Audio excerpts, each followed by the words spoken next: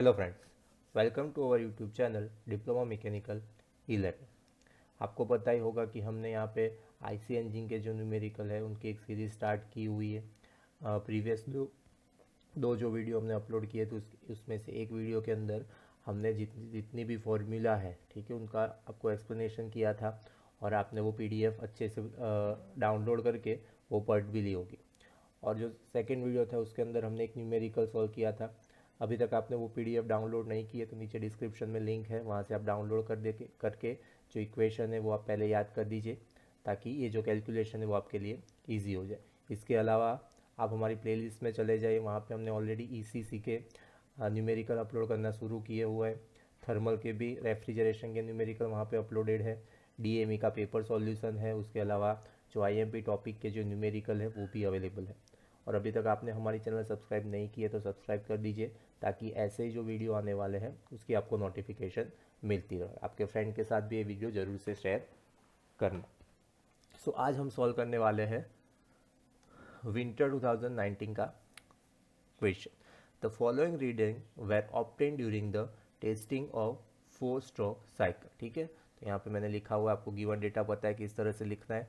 सो 4-स्ट्रोक cycle ये important term है। ठीक है, 4-स्ट्रोक 2-स्ट्रोक, जो प्रीवियस एग्जांपल हमने सॉल्व किया था वो 2-स्ट्रोक का था।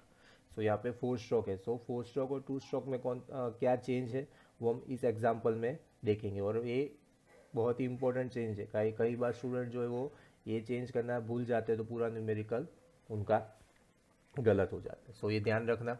Engine stroke 40 centimetre, that is यहाँ पे आपको लिखा हुआ है 40 सेंटीमीटर। आपको पता है कि सेंटीमीटर से हमें उसको मीटर में कन्वर्ट करना पड़ेगा। सो 40 अपॉन हम क्या करेंगे, अपॉन 100, सो 0.4 मीटर। तो सिंपली यहाँ पे okay.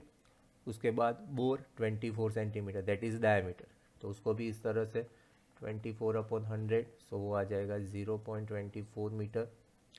Speed 250 RPM.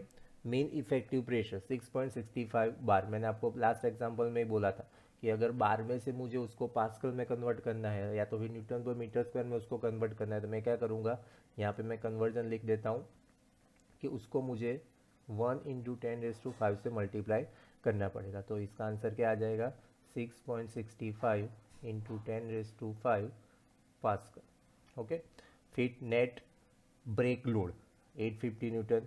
Break drum radius that is 75 centimetre, उसको हम फिर से करेंगे। सो 75 अपॉन 100, सो ये आ जाएगा आपका 0.75 metre. Fuel consumption that is 0.21 metre cube per minute. और आप लोगों ने अगर इक्वेशन किया होगा तो वहाँ पे आप मेंशन था कि जो फ्यूल यूज़ है वो मीटर क्यूब पर सेकंड में होना चाहिए।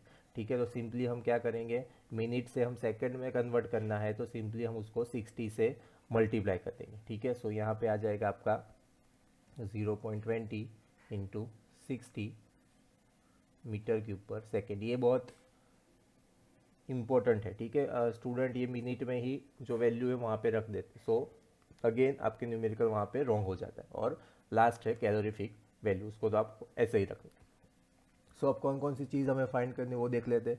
Indicated power, brake power, indicated thermal efficiency and brake thermal efficiency. तो सबसे पहले हम क्या निकाल लेंगे, इंडिकेटेड पावर। ठीक है, तो इंडिकेटेड पावर का इक्वेशन आपको पता ही होगा।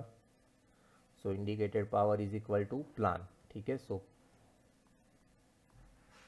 अपॉन 60,000। एक चीज़ और पहले से हम निकाल देते हैं, ठीक है, एरिया। ठीक है, तो हमें एरिया यहाँ पे ही निकाल देते हैं ताकि डायरेक्ट हम उसकी वैल्यू रख सके। So area is equal to π/4 D square. Diameter की वैल्यू क्या है, 0.20, और इसकी वैल्यू आप इसके अंदर रखोगे एरिया इक्वेशन के अंदर, तो आपका एरिया आ जाएगा 0.0452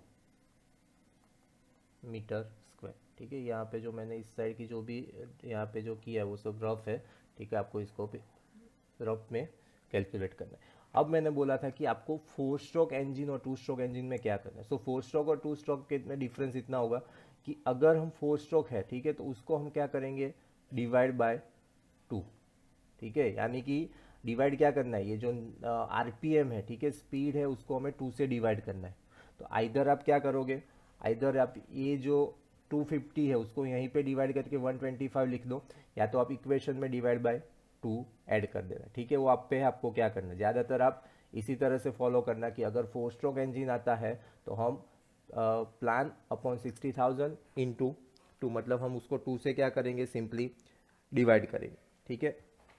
तो ये आपको 4 स्ट्रोक के अंदर ये चीज़ आपको ध्यान रखनी। सो यहाँ पे जो भी डेटा वो लिख देते हैं, जो प्रेशर है, ठीक है, यहाँ पे मीन इफेक्टिव प्रेशर है that is 6.65 into 10⁵ into length है हमारी 0.4 मीटर इंटू एरिया हमने निकाल दिया है 0.0452 इंटू एन हमें यहाँ पे दिया हुआ है 250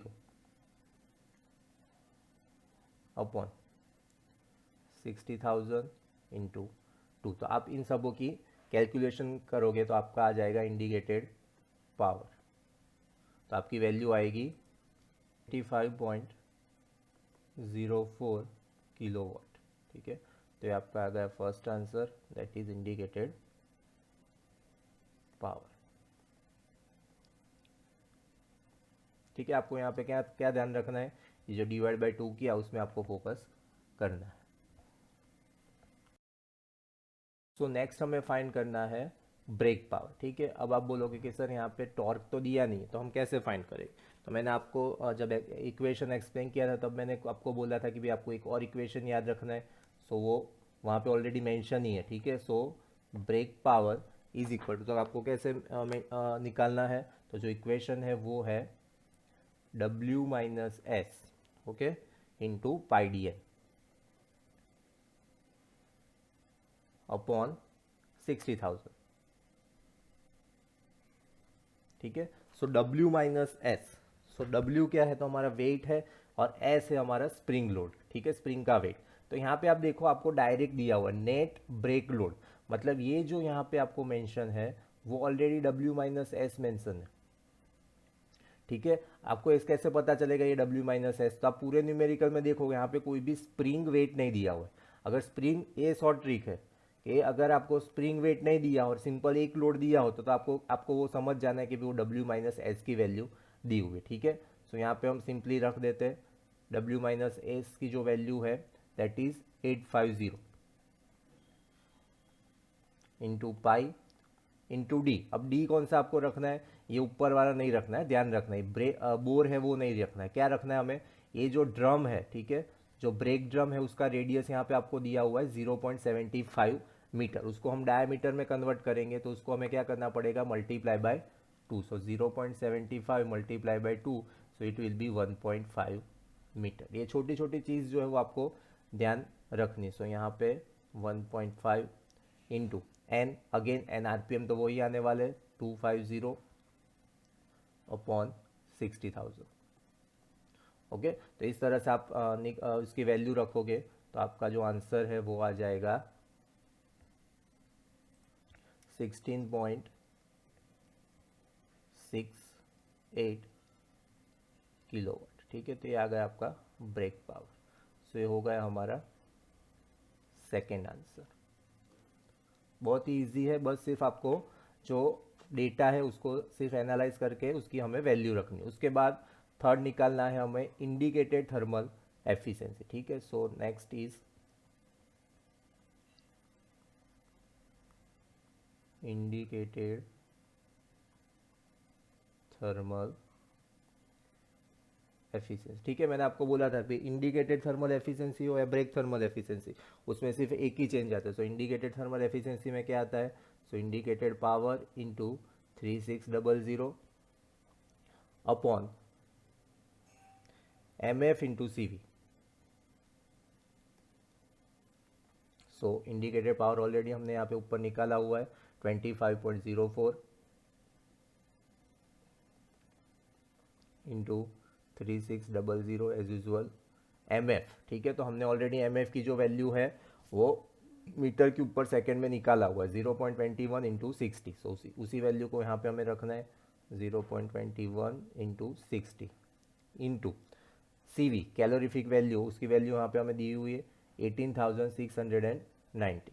सो मल्टीप्लाई बाय 18,690 19। तो आप इनका मल्टीप्लिकेशन करोगे सो परसेंटेज मिलेगा, सो इंटू हमें 100 करना पड़ेगा, सो इंटू 100। ठीक है, सो इनका आप मल्टीप्लिकेशन करोगे तो आपका आंसर आ जाएगा 38.27%।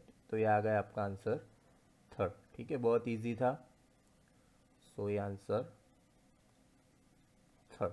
ओके, उसके बाद है हमारा ब्रेक थर्मल एफिशिएंसी। आप देखोगे तो आपको जो फोर्थ फाइंड करना है वो है हमारा ब्रेक थर्मल एफिशिएंसी। तो उसकी वैल्यू यहाँ पे, उसका जो इक्वेशन है वो यहाँ पे हम लिख देते हैं, ब्रेक थर्मल एफिशिएंसी। ठीक है, तो यहाँ पे इंडिकेटेड थर्मल एफिशिएंसी आईपी था, तो ब्रेक थर्मल एफिशिएंसी में क्या आ जाएगा, ब्रेक पावर, ठीक है, उसकी जगह पे into 3600 upon M F into C. Okay, so brake power हमने ऑलरेडी निकाला हुआ है 16.68। सो यहाँ पे आप वैल्यू इसकी लिख दो 16.68 इंटू 3600। एम एफ आपको दिया हुआ है 0.21 इंटू 60, और ये जो कैलोरीफिक वैल्यू है वो है 18,690 इंटू 100 हमें परसेंटेज निकालना है, सो इंटू 100। आप इनकी कैलकुलेशन करोगे तो आपका आंसर आ जाएगा 5.49%। तो यह आ गया आपका फोर्थ आंसर,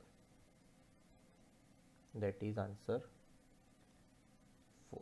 ठीक है, तो ये पूरा न्यूमेरिकल आपको इस तरह से सॉल्व कर देना है, बहुत इजी न्यूमेरिकल था। सिर्फ आपको जो डेटा है वो डेटा पे आपको ध्यान रखना है।